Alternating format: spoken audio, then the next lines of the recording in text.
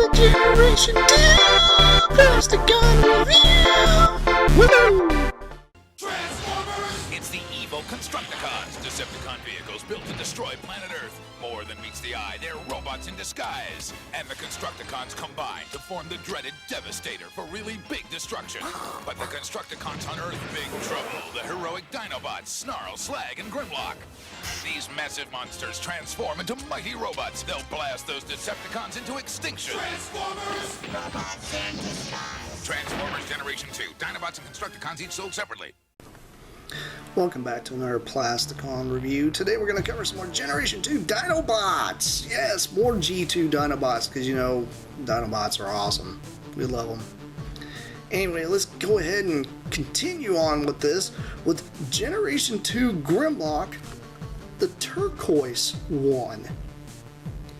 This version of Grimlock is probably one of the most rarest to actually find out there.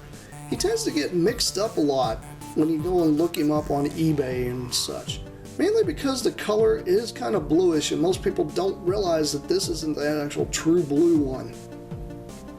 He's very cool, and he does have a slight different color. The color is very I'd say almost like a baby blue, but not really. It's just odd. It's a very odd color. Some people are like, oh, well, he's just sun-worn. He is not sun-worn. This is the color he actually came out in. But, taking a little closer look at him, he is really, really cool. Mine happens to be in not the best condition, considering these guys are already hard enough to find as it is.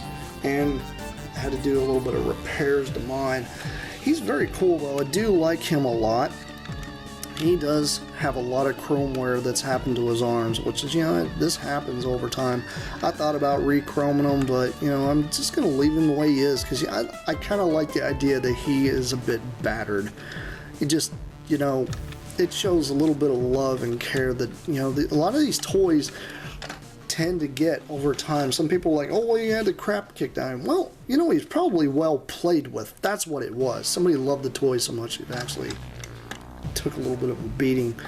If you actually do notice, though, his chest here, it has a little bit of a color difference here. You can probably see better on camera. In person, it's not as drastic, but I did have to completely replace this portion of his chest because it was completely missing.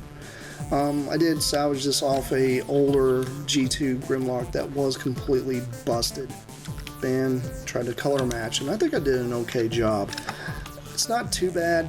It tends to work very well, and you know, it completes him, so you know, he's not as armless as he was before.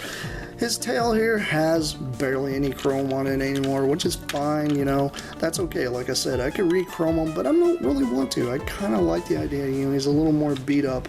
My other G2 Grimlock is in very good condition, and you know, if I really want one that's like really chromy, I'll play with him, but I like this one here because, you know, he's a little more beat up. Kind of shows a bit of love that this guy's actually gone through. His joints aren't as great as my other one, but that's fine. His mouth will just open completely because it's very loose. I myself probably could shove a little bit of floor wax or something into the joints here to make it tighter, but I really didn't care to. Yeah, he's pretty cool. And a little bit of rust here on his little nose screw and such. I can probably take those out and dip those in some kind of stuff to get all the rust off. That's okay. He still transforms just fine. I do like him. He's very cool. But, you know, there is a different version of Grimlock that is out there in G2, and he is completely gray. A lot of people out there tend to get those guys a bit mixed up with the G1 because the G1 is silver. So there is a bit of a mix-up when it comes to the G2 line of Dinobots, considering the commercial actually only showed those gray versions.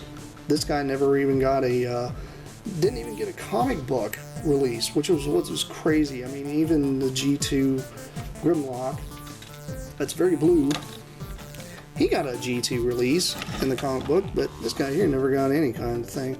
I don't know why that was. It was very, very weird. I'm guessing Hasbro back in the day was playing with colors and didn't know really what color to go with, so they just released him in you know, 3 different colors. And why are you trying to follow? I don't know. Stand up. What are you, drunk? Anyway, Drunken T-Rex. This guy's been up partying too long. What do you expect? Beating the crap out of Insecticons. Let's transform this thing.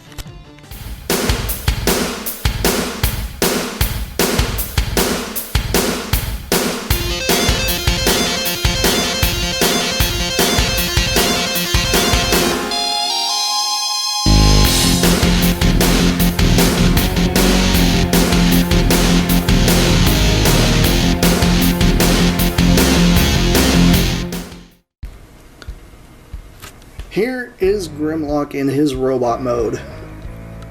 And the colors are just absolutely awesome. I do like the way this one looks. Compared to that really, really blue, this turquoise tends to be a little more subtle. I do enjoy the fact that it's more of a muted type of aesthetic, but it does really work very well. It looks really cool teamed up with the other Grimlock, considering the two probably would get together and really beat the crap out of Insecticons, Constructicons, or any other type of, you know, Decepticon there is. I do like the fact that even with the small repair that I actually had to do to his arm, it worked very well, and it tends to not even look different. Taking a closer look at him though, I do like how this game looks. It's just, it really does come together very well. I'm actually a big fan of this mold too. This mold's very neat. And I just like how his head sculpt is. I've always loved the head sculpt of Grimlock. It's very, very cool.